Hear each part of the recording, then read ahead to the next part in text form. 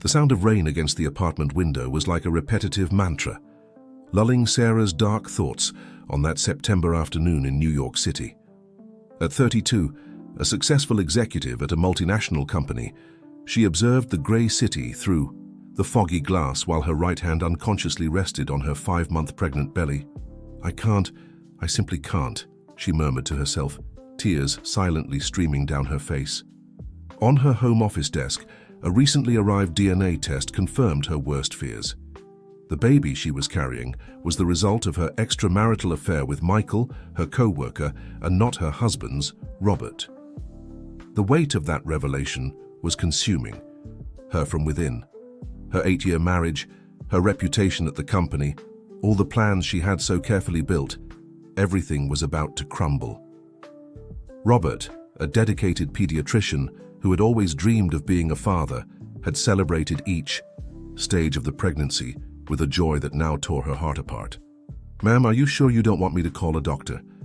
The concerned voice of Mrs. Johnson, her housekeeper for over 5 years, echoed from the other side of the door. "You haven't eaten anything all day." "I'm fine, Mrs. Johnson. I just need to finish some reports," Sarah lied, her trembling voice betraying her apparent calm. Alone in the office, she opened the desk drawer and stared long at the bottle of pills she had stored there the night before. In her mind, flashbacks of the past few months overlapped like an out-of-order film. The beginning of the affair with Michael during a business trip to Boston, the secret messages, the furtive encounters in hotels, the moment she discovered the pregnancy and the panic she felt when she did the math. Robert's genuine happiness upon learning he would be a father, already planning the baby's room. "God, if you really exist, why did you allow me to get this far?" she whispered, staring at the cloudy sky through the window. Silence was her only answer. With trembling fingers, Sarah began typing a message to Robert. "Honey, we need to talk when you get home. It's important." But before she could send it, she deleted everything. How would she explain? How would she look into the eyes of the man who trusted her completely and tell him that she had destroyed all his dreams? The phone rang, startling. Her? It was Michael. "Sarah, we need to meet. I can't keep living like this, lying to my wife, to everyone. Have you told Robert yet?" "I can't talk now, Michael," she replied dryly, hanging up immediately after. The rain increased outside, turning into a storm that seemed to mirror the turmoil within her. Sarah got up, walking to the ensuite bathroom. Her reflection in the mirror was that of a stranger.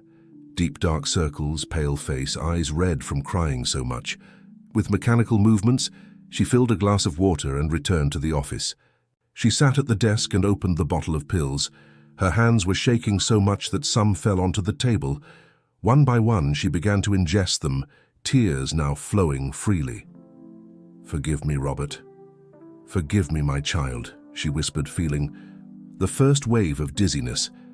Her last conscious thought was the image of Robert's smile when he put his hand on her belly for the first time, feeling the baby kick. The world began to darken at the edges of her vision. The glass slipped from her numb fingers, shattering on the floor. The noise alerted Mrs. Johnson, who began frantically knocking on the door. "Mrs. Sarah! Mrs. Sarah!" But Sarah could no longer respond. Her body slid from the chair as an intense light began to fill her vision. The last thing she heard was the sound of the door being broken down and Mrs. Johnson's desperate scream calling for an ambulance, and then everything turned white. The first sensation was of lightness. A lightness so absolute that Sarah no longer knew where her body ended and the environment around her began. There was no more pain, no weight of guilt, nor the despair that had consumed her moments before. There was only peace. Gradually, her consciousness began to expand, and she realized she was in a place that defied any earthly description. It wasn't exactly a physical environment, but it wasn't a void either. It was as if she were immersed in a light that had its own consciousness, enveloping her with a love so deep that it made her heart, or whatever her essence was at that moment, overflow. Where am I?" Her voice wasn't really a voice, but a thought that reverberated through that light. It was then that he appeared, Not like the images Sarah knew from churches or paintings, but as a presence so overwhelming in its love and majesty that she instantly knew she was before Jesus Christ. His gaze pierced her completely. There was no judgment there, only a love, so pure and unconditional that it made Sarah fall to her knees, or had that sensation, since she wasn't sure if she still had a physical body. In his eyes, she saw reflected her entire life, every choice, every moment of weakness, every lie she had told. "My child," his voice resonated through her being, "why did you give up on the gift of life I gave you?"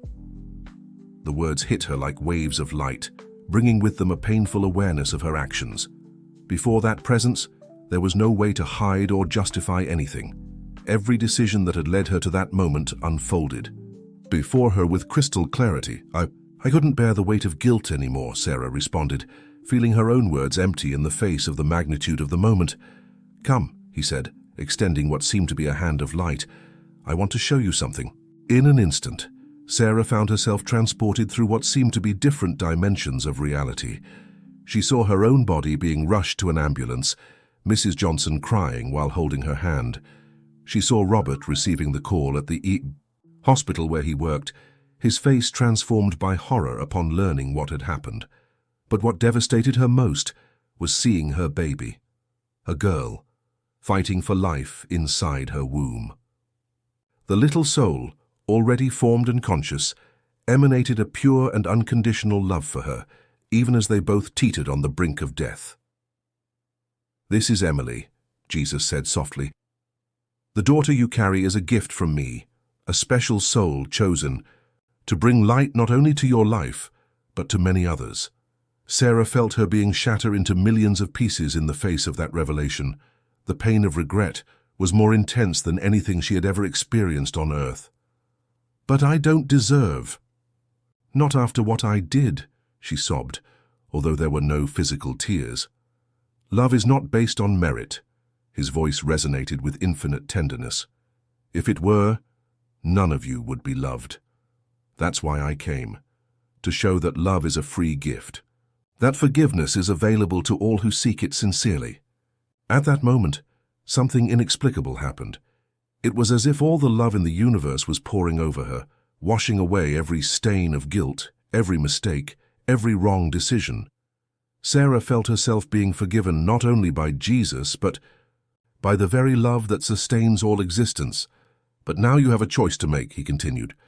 "I can take you with me now, and you will rest in peace. Or you can go back, carry the weight of your choices, but transform them into something greater than yourself.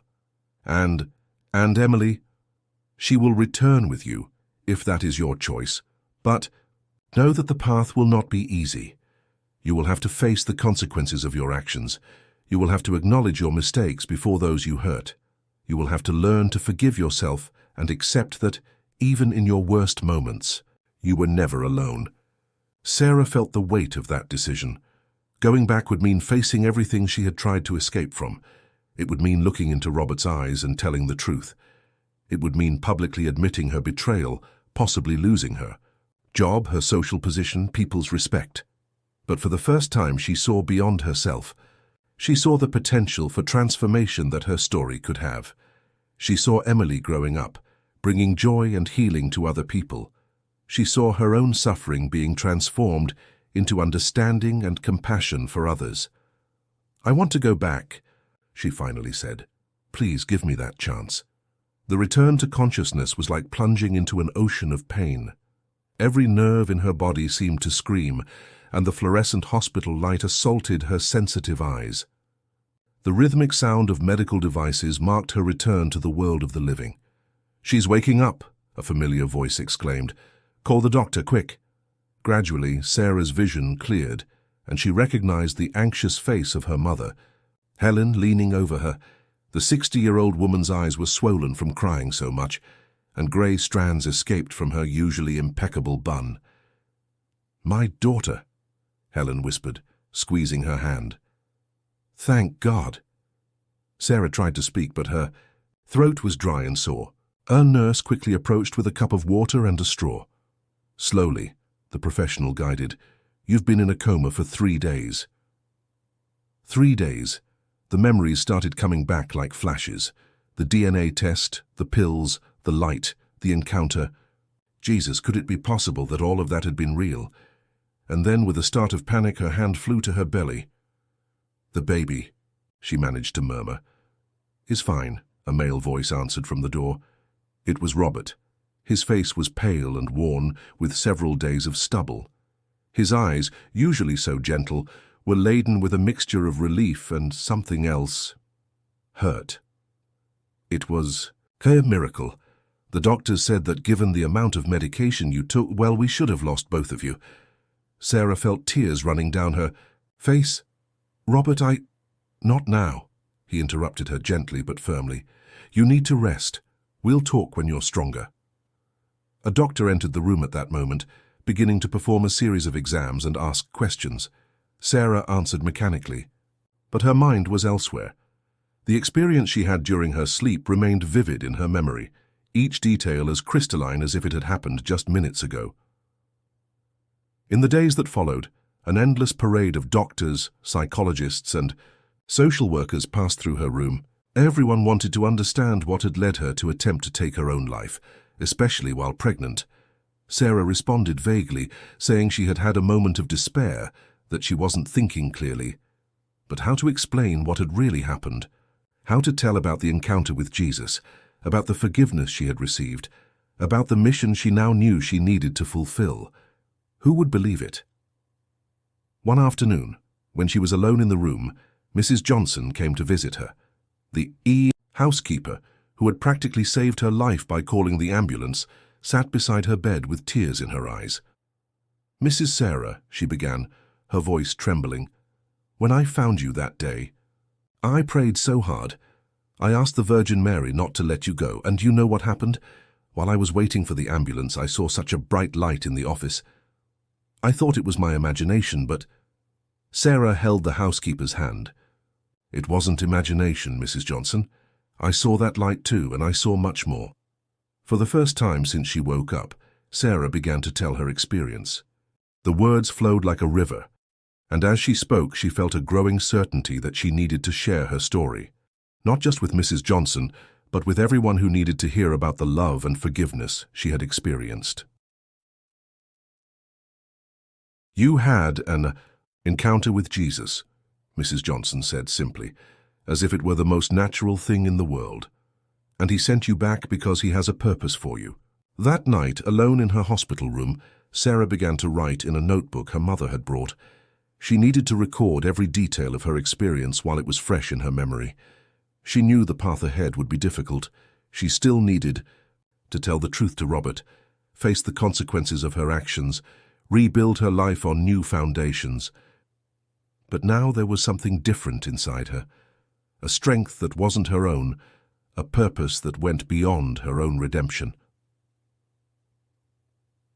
The day of a hospital discharge arrived with a mixture of relief and apprehension.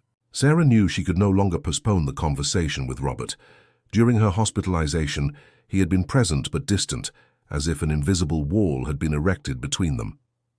When they arrived home, the first thing she noticed was that the baby's room was different. Robert had continued the decoration even during her hospitalization. The walls, previously white, now displayed a delicate shade of pink, and a light wood crib occupied the center of the room. "I chose pink because—" Robert hesitated, his voice choked. The exams showed it's a girl. "Emily," Sarah whispered, tears beginning to fall. "How do you know?" Robert asked, frowning. "The doctors hadn't told you the baby's sex before." Sarah sat in the nursing chair that occupied a corner of the room. It was time.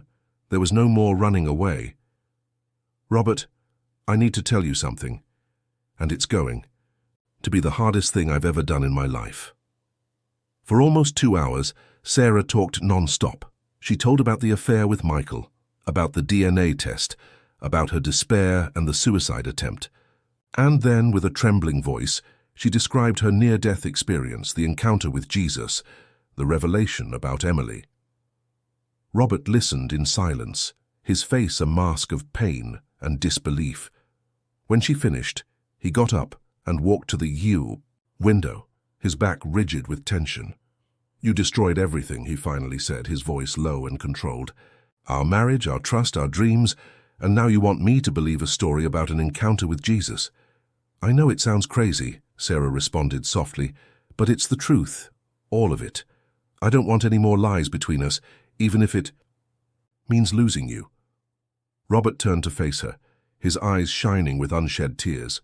"And what do you expect me to do with this truth, Sarah? That I accept raising another man's child? That I pretend nothing happened because you had a spiritual experience?" "I don't expect anything," she answered. "You have every right to hate me, to want a divorce. I just ask that you forgive me one day, not for me, but for yourself, because hatred and resentment only hurt ourselves." At that moment, something unexpected happened. Emily began to move, kicking hard.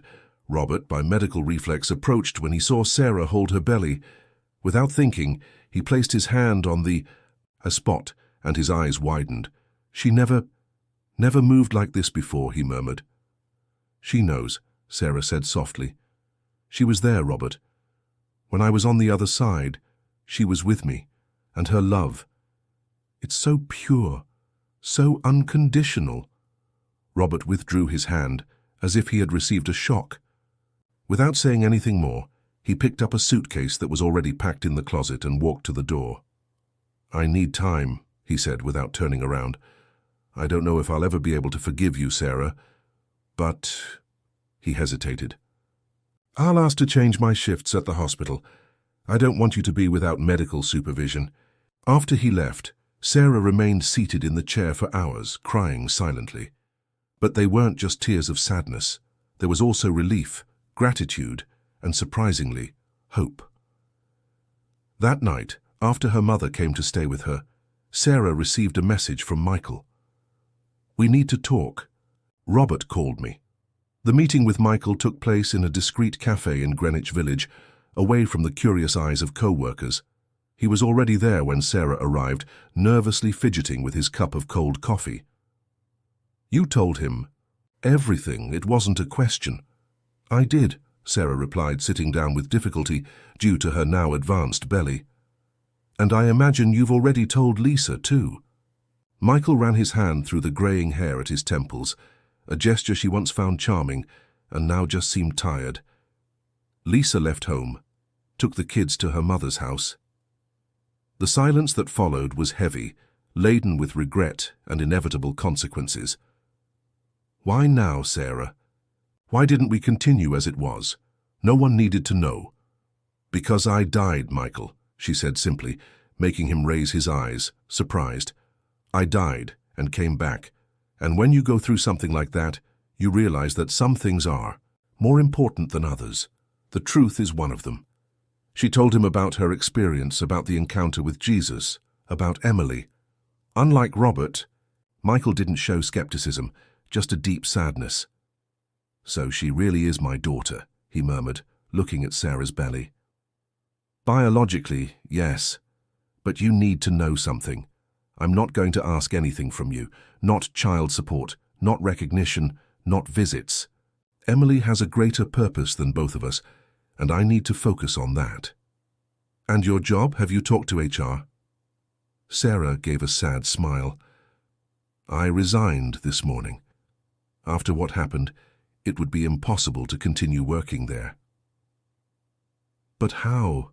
Are you going to—" "I'm going to teach English at home for now.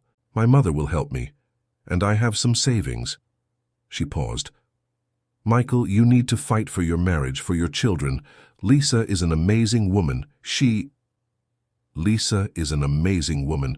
She may forgive you if you're truthful with her. How can you think of others after everything you're going through? Because it's not about me anymore, it's about something bigger." When Sarah left the cafe, she felt as if a weight had been lifted from her shoulders. Yes, her life was in ruins. Yes, the future was uncertain. But for the first time in a long time, she felt at peace with her choices. Walking down Fifth Avenue, she observed the city with new eyes. How many people there carried heavy secrets? How many needed to hear about forgiveness and new beginnings? Her phone vibrated. It was a message from Tom. Stopped by the apartment to pick up a few more things. Left the latest prenatal exam results on the table. Don't forget the appointment on Monday. The tears came, but Sarah let them fall freely. They were part of her story now, part of her testimony.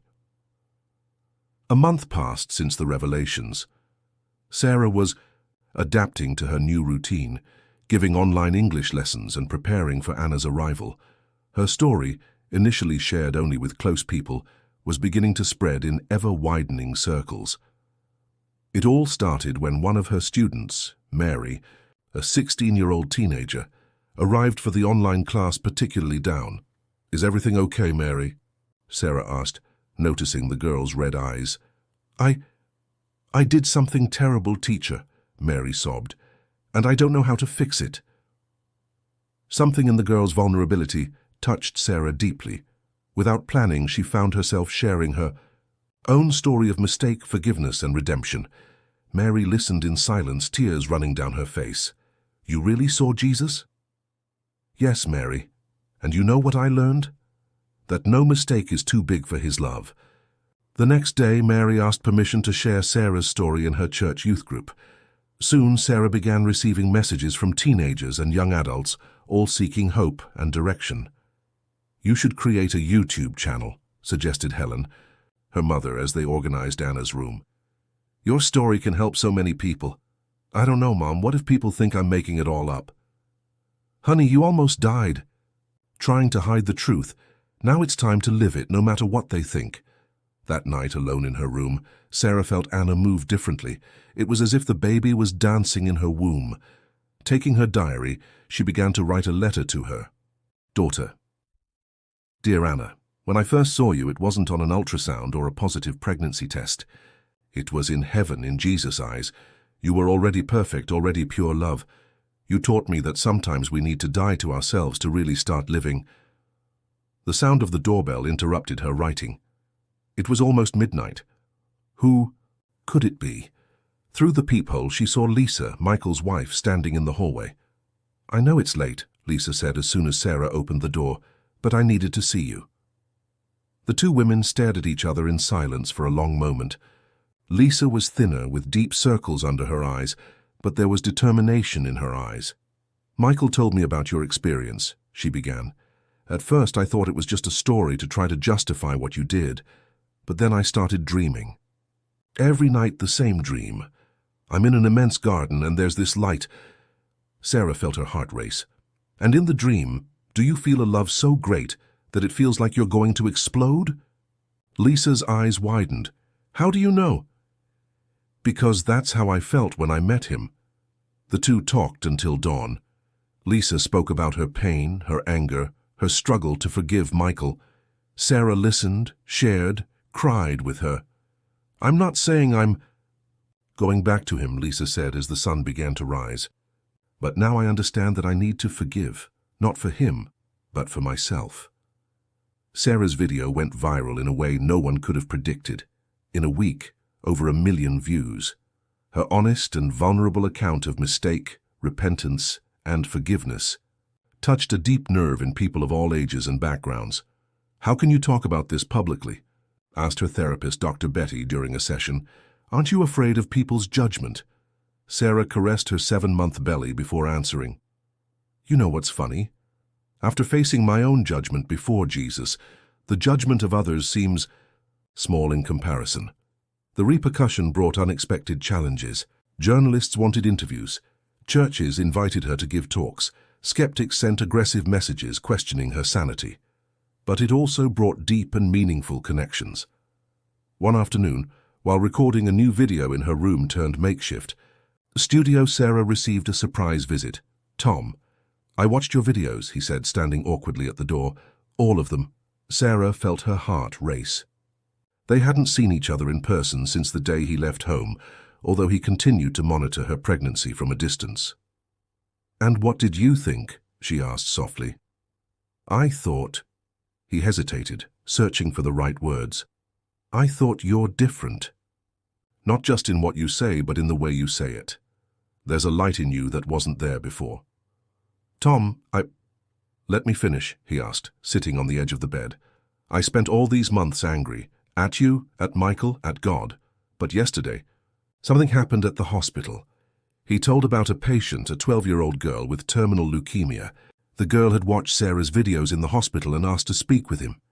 She held my hand and said, "Doctor, I know Sarah is your wife, and I know she hurt you a lot, but you know what I learned from her story?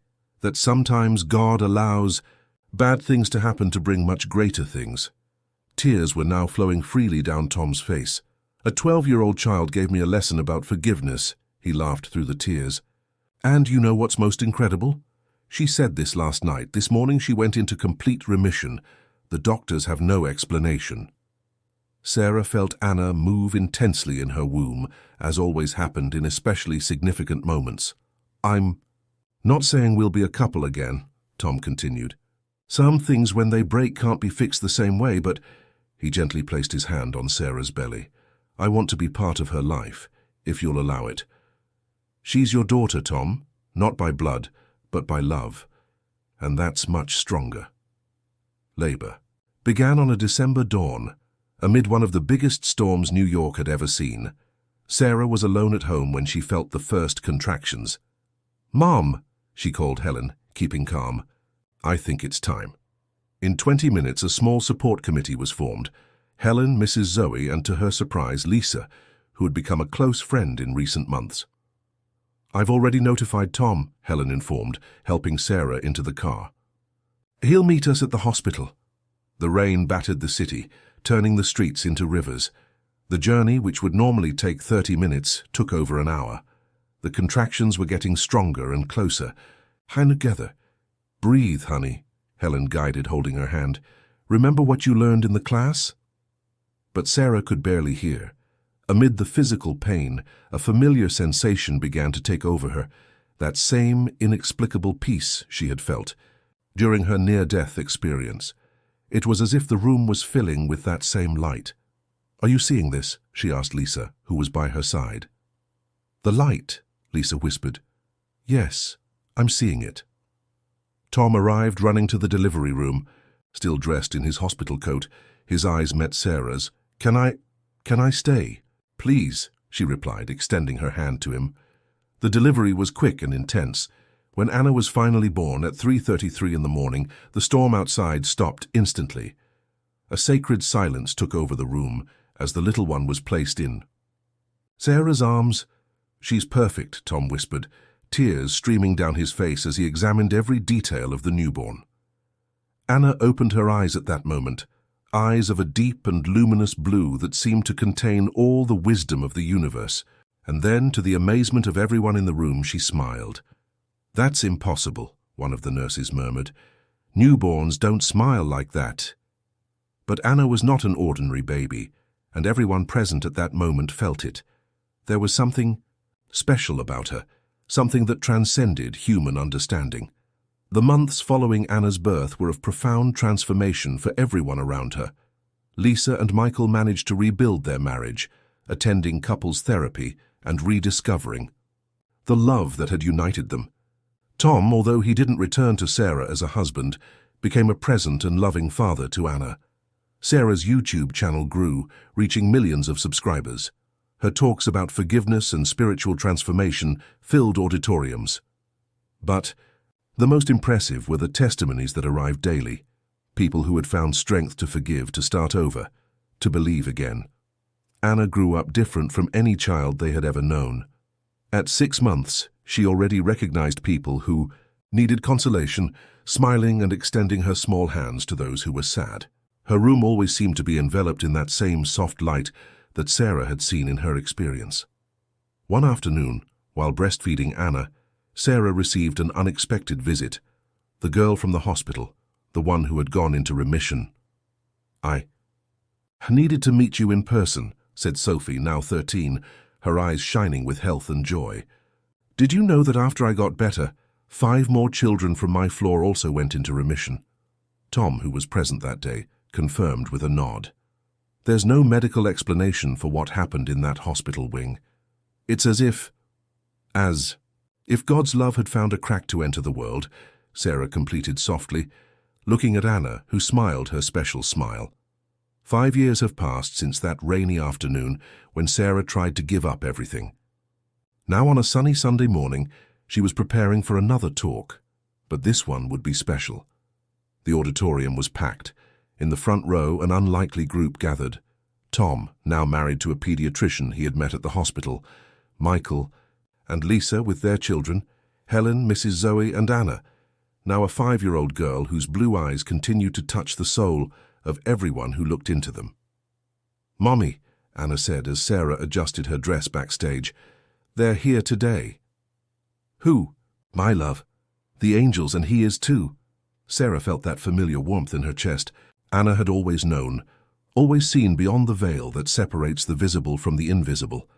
Stepping onto the stage, Sarah observed the crowd. 5 years ago, she was a broken woman, willing to give up everything. Today, she stood before thousands, not as someone perfect, but as someone who had experienced the transforming power of forgiveness. "My story is not about a woman who found Jesus," she began. "It's about how Jesus found a woman lost in her own darkness and showed that sometimes we need to die to ourselves to really start living." In the front row, Anna smiled her luminous smile, and for a moment, the entire auditorium seemed to fill with that familiar light, the same light that had brought Sarah back to life, the same light that continued to touch and transform lives through her story. Because in the end, it wasn't just about forgiveness. It was about how divine love can transform our greatest mistakes into testimonies of hope. It was about how sometimes we need to completely lose ourselves to be truly found. And as Sarah shared her story once again, she knew that every word was an echo of that eternal truth she had discovered in that moment between life and death. Love is stronger than our mistakes. Forgiveness is more powerful than our guilt. And there is no darkness that divine light cannot transform into dawn.